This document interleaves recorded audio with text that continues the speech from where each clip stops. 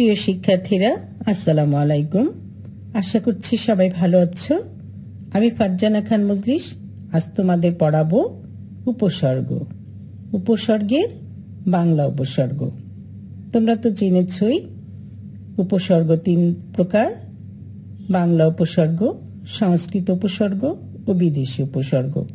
আজ পড়ছি বাংলা উপসর্গ। উপসর্গ বাংলা ভাষায় এমন কতগুলো অব্যয়সূচক শব্দাংশ রয়েছে যা স্বাধীন পদ হিসেবে বাক্যে ব্যবহৃত হতে পারে না। এগুলো অন্য শব্দের আগে বসে। এর প্রভাবে শব্দটির কয়েক ধরনের পরিবর্তন সাধিত হয়, যেমন: 1. নতুন অর্থবোধক শব্দ তৈরি হয়।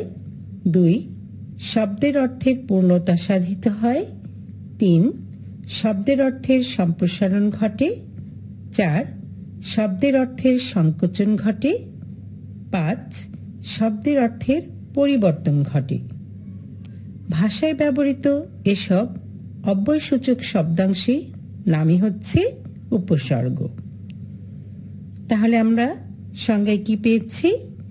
বাংলা ভাষায় এমন কতগুলো অব্যয়সূচক শব্দাংশ রয়েছে যা স্বাধীন পদ হিসেবে বাক্যে ব্যবহৃত হতে পারে না।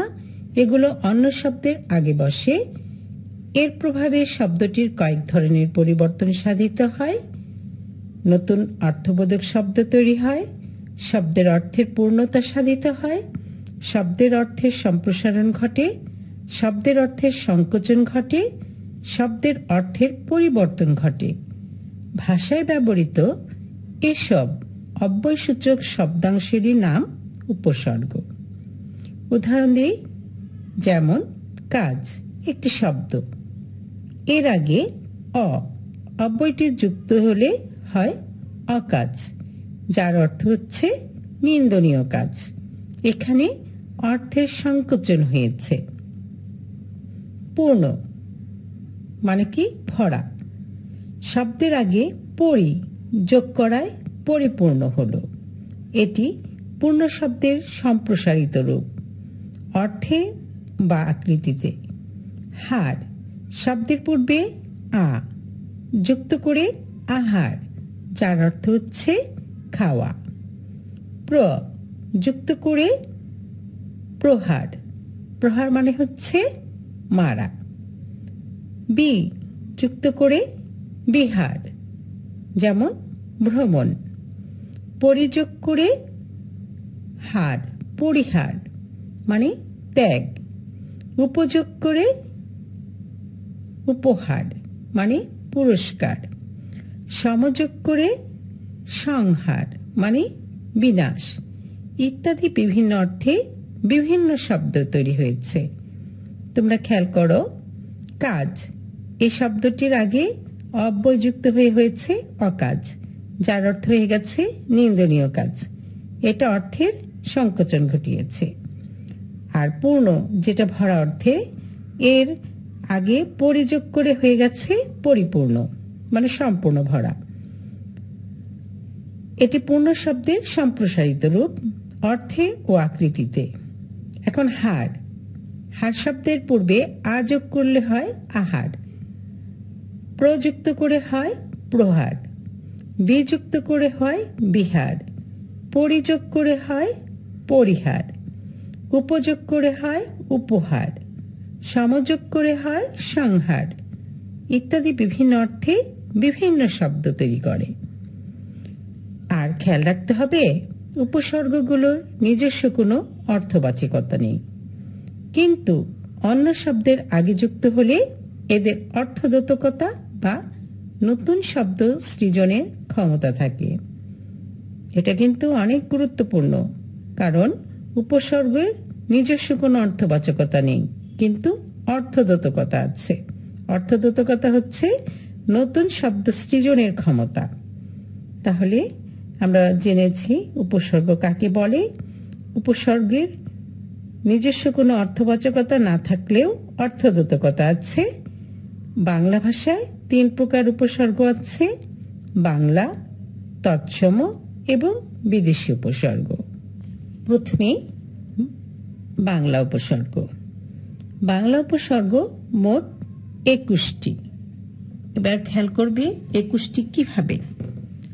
অ অঘা, অজ অনা, আ আর, আন আব, ইতি উন, কদ কু নি পাতি, বি ভর রাম, স সা সু হা।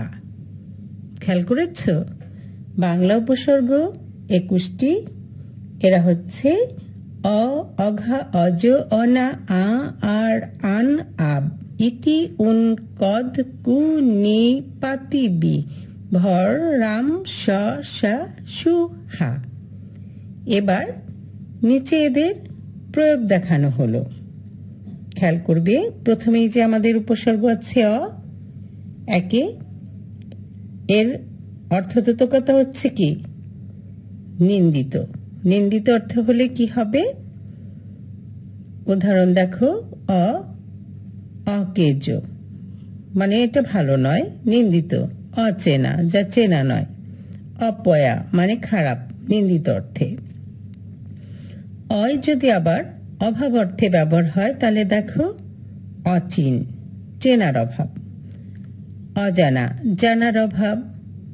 অথৈ, থইয়ের অভাব।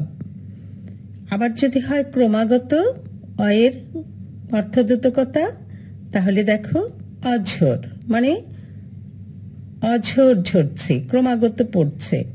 অঝোরে বলা হয় না যে অঝোরে কান্না করছে, মানে ক্রমাগতই কান্না করছে। তাহলে অয়ের দেখেছি অ যদি অর্থবোধকতা নিন্দিত হয় তাহলে হবে অকেজ, অচেনা, অপয়া। আর অর অর্থবোধকতা অভাব হলে কি হবে? অচিন, অজানা, অথৈ। অ আবার ক্রমাগত হলে হবে অঝোর, অঝোরে। 2 অঘা উপসর্গ, এর অর্থবোধকতা হচ্ছে বোকা। বোকা অর্থে কি হবে? অঘারাম, অঘাচণ্ডী। 3 অজ, মানে নিতান্ত বা মন্দ। অর্থে অর্থবোধকতা হলে কি হবে? অজপাড়াগা, মানে একেবারেই পাড়াগ্রাম। অজমূর্খ, একেবারেই মূর্খ, নিতান্তই মূর্খ। অজপুকুর, মন্দ পুকুর। 4 অনা, যদি অর্থবোধকতা অভাব হয় কি হবে? অনাবৃষ্টি, অনাদর। বৃষ্টির অভাব, অনাবৃষ্টি। আদরের অভাব, অনাদর। আর অনা যদি অর্থবোধকতায় হয় ছাড়া, তাহলে কি হবে? অনাসৃষ্টি, অনাচার। সৃষ্টি ছাড়া অনাসৃষ্টি, আচার ছাড়া অনাচার। আর অনা যদি অর্থবোধকতা হয় অশুভ, তাহলে কি হবে? অনামুখ, শুভ নয় যা। 5 আর যদি অর্থবোধকতা হয় অভাব, তাহলে কি হবে? আকারা, কারার অভাব, আকারা। আধোয়া, ধোয়ার অভাব, আধোয়া। আলুনি, নুনের অভাব, আলুনি। আর যদি অর্থবোধকতা বাজে বা নিকৃষ্ট হয় তাহলে কি হবে? আকাঠা, আগাছা, মানে বাজে কাঠা বা নিকৃষ্ট কাঠ, আকাঠা। আর বাজে গাছ, সেটা হচ্ছে আগাছা। 6 আরের অর্থবোধকতা যদি বক্র হয় তাহলে কি হবে? আর চোখে, আর নয়নে। বলে না একটু বাঁকা করে তাকালেই বলে আর চোখে, আর নয়নে। আর এর যদি অর্থবোধকতা হয় আধা বা প্রায়, তাহলে দেখো আর খেপা, মানে অর্থ খেপা, মানে বিরক্ত হওয়া বা রাগান্বিত হওয়া। আর মোড়া, মানে বলে না আর মোড়া ভেঙে ঘুম জেগেছে, মানে আধা ঘুম আধা ভাব এরকম। আর পাগলা, মানে পুরোটা পাগল নয়, প্রায় পাগল। আর এর অর্থ যদি বিশিষ্ট হয় অর্থবোধকতায়, তাহলে দেখো আর কোলা। ওই যে বলেন আর কোলা, মানে পাথালি কোলা, বাচ্চাদের যে ছোটবেলায় কোলে নেয় যেভাবে, এইভাবে। আর গড়া, আস্তাবর। আর বিশিষ্ট অর্থে এটা আর কাঠি। 7 আন, অর্থদোতকতা যদি না হয় তাহলে হবে আন করা।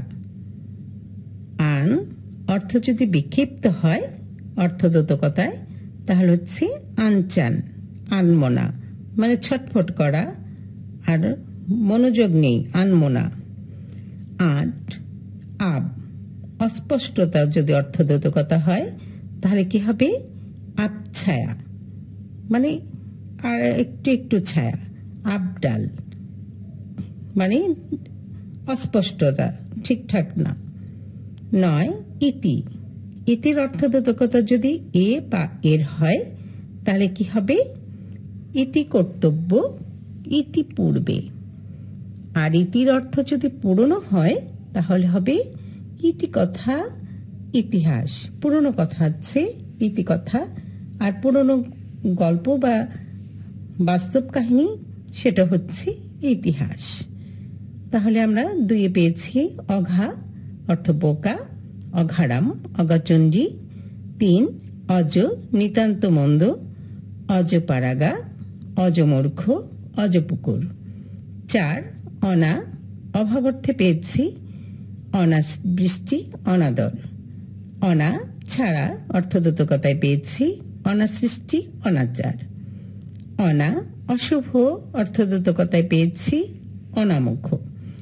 5 আ, অভাব যেটা অর্থদোতকতা আকারা, আধোয়া, আলোনি। আ বাজে বা নিকৃষ্ট অর্থদোতকতায় পেয়েছি আকাঠা, আগাছা। 6 পেয়েছি আর, যেটার অর্থদোতকতা ছিল বক্র, আর চোখে, আর নয়নে। আর অর্থদোতকতায় পেয়েছি আধা, প্রায়, আর খ্যাপা, আর মোড়া, আর পাগলা। আর বিশিষ্ট অর্থে পেয়েছি আর গোলা, আর গড়া। 7 আন, অর্থদোতকতায় পেয়েছি না, উদাহরণে পেয়েছি আনকোড়া। আর বিক্ষিপ্ত অর্থে পেয়েছি আনচান, আনমনা। 8 আব, অস্পষ্টতা অর্থদোতকতায় পেয়েছি আবছায়া, আবডাল। 9 ইতি, এ বা এরে পেয়েছি ইতি কর্তব্য, ইতিপূর্বে। পুরনো অর্থে ইতিকথা, ইতিহাস। 10 উন হচ্ছে অর্থদোতকতায় কম। 49 19।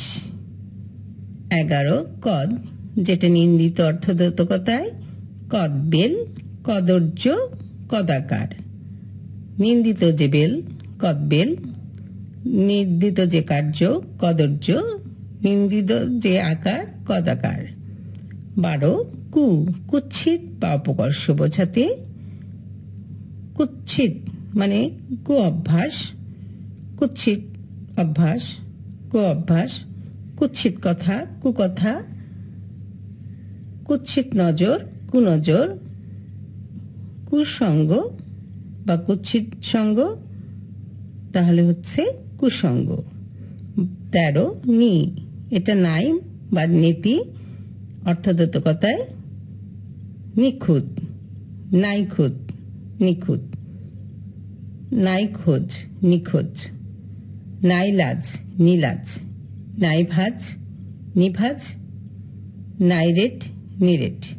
তাহলে নিতে গেল 14 পাতি, পাতি মানে অর্থদোতকতায় হচ্ছে ক্ষুদ্র। পাতিহাস, ছোট হাঁস যেটা পাতিহাস, পাতিশিয়াল, ক্ষুদ্র শিয়াল, পাতিলেবু, ক্ষুদ্র লেবু, পাতকো, ছোট কো। 15 বি, ভিন্নতা বা নাই বা নিন্দনীয় অর্থে। বিভুই, কি ভিন্ন ভুই, এটা হচ্ছে বিভুই। তারপরে বিফল, সফল হয়নি যে, নিন্দনীয়, বিফল। বিপদ, যেটা চেনা নাই, বিপদ, খারাপ পথ। 16 ভর, ভর মানে হচ্ছে অর্থদোতকতায় পূর্ণতা। ভরপেট মানে একদম জায়গা নেই, পেট ভরা। ভরসাজ, একদম ভরা সাজ, ভরপুর, ভরে গেছে এমন। ভর দুপুর, ভর সন্ধে। 17 রাম, বড় বা উৎকৃষ্ট বোঝাতে। রাম ছাগল, বড় ছাগল। রামদা, বড় দা। রাম সিংহা, বড় সিংহা বা উৎকৃষ্ট সিংহা। রাম বোকা, বড় বোকা। 18 দন্ত স, অর্থবোধকতায় সঙ্গে। স্বরাজ, সরব, সঠিক, সজোর, সপাট। 19 সা, উৎকৃষ্ট অর্থে। সাজিরা, সাজোয়ান, মানে উৎকৃষ্ট রূপে সাজ করে যে যাওয়া, সাজোয়ান, সাজিরা। 20 সু, মানে উত্তম। সুনজর, উত্তম নজর, সুনজর। উত্তম খবর, সুখবর। উত্তম দিন, সুদিন। উত্তম নাম, সুনাম। উত্তম কাজ, সুকাজ। 21 হা, অভাব। অভাব অর্থবোধকতায় হাপিত্যেশ, হাবাতে, মানে ভাতের অভাব, হাবাতে। হা ঘরে, ঘরের অভাব, হা ঘরে। তাহলে আমরা 10 পেয়েছি উন, যার অর্থবোধকতা ছিল কম। উন পাঁচুরে 19। 11 কদ, নিন্দিত, অর্থবোধকতায়। আর উদাহরণ ছিল কদবেল, কদর্য, কদাকার। 12 কু, কুৎসিত বা অপকর্ষ বোঝাতে, অর্থবোধকতায়। কু অভ্যাস, কুকথা, কুনজর, কুসঙ্গ। 13 নি, নাই, নেতি, অর্থবোধকতায়। আর উদাহরণে নিখুঁত, নিখোঁজ, নীলাজ, নিভাজ, নিরেট। 14 পাতি, যেটা ক্ষুদ্র অর্থবোধকতায়। পাতিহাস, পাতিশিয়াল, পাতিলেবু, পাতকুয়ো। 15 বি, ভিন্নতা, নাই বা নিন্দনীয়, অর্থবোধকতায়। উদাহরণে বিভুই, বিফল, বিপদ। 16 ভর, যেটা পূর্ণতা। ভরপেট, ভরসাজ, ভরপুর, ভর দুপুর, ভর সন্ধে। 17 রাম, বড় বা উৎকৃষ্ট, অর্থবোধকতায়। আর উদাহরণে রাম ছাগল, রামদা, রামসিংহা, রামবোকা। 18 স, সঙ্গে, স্বরাজ, সরব, সঠিক, সজোর, সপাট। 19 সা, উৎকৃষ্ট অর্থে, যেটা অর্থবোধকতায়। সাজিরা, সাজোয়ান। 20 সু, উত্তম অর্থে। সুনজর, সুখবর, সুদিন, সুনাম, সুকাজ। 21 হা, অভাব, অর্থবোধকতায়। উদাহরণে হাপিত্যেশ, হাভাতে, হা ঘরে। এবার আমরা বাংলা উপসর্গযুক্ত শব্দের বাক্যে প্রয়োগ দেখব। দেখো, আমি অবেলাতে দিলাম পারি অথই সায়রে। এখানে বলতো উপসর্গ কোনটা? অবেলা, তাই না? অবেলাতে। অঘারাম বাস করে অজপাড়াগাঁয়ে। এখানে অঘারাম, অজপাড়াগাঁয়ে বাংলা উপসর্গের প্রয়োগ হয়েছে।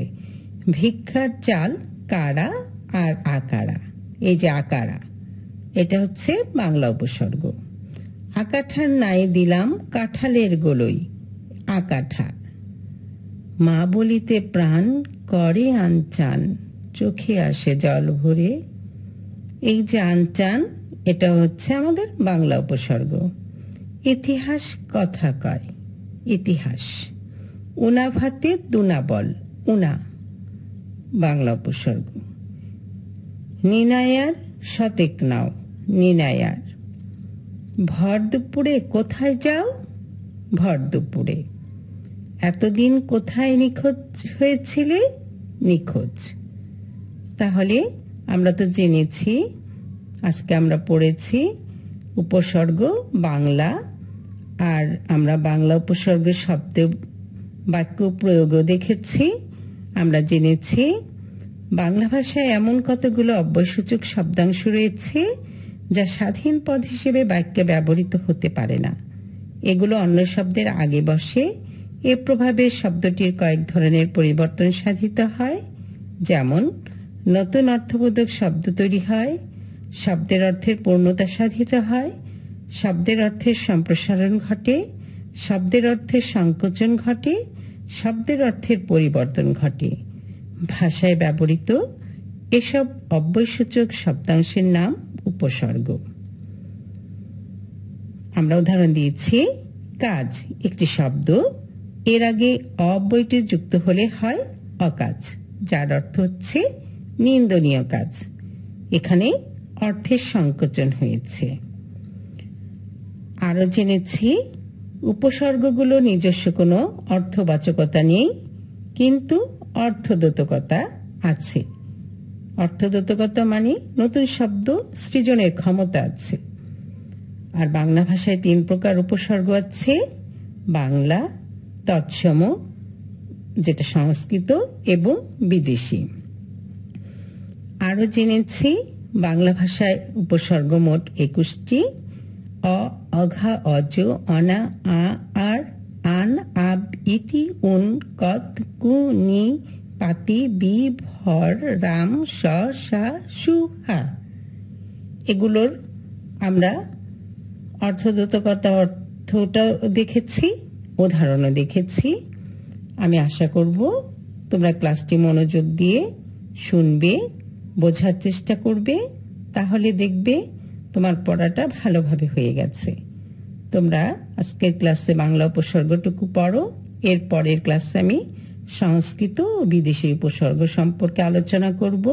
তোমরা মনোযোগ দাও, পড়াশোনা করো, ভালো থাকো, সুস্থ থাকো। আল্লাহ হাফেজ।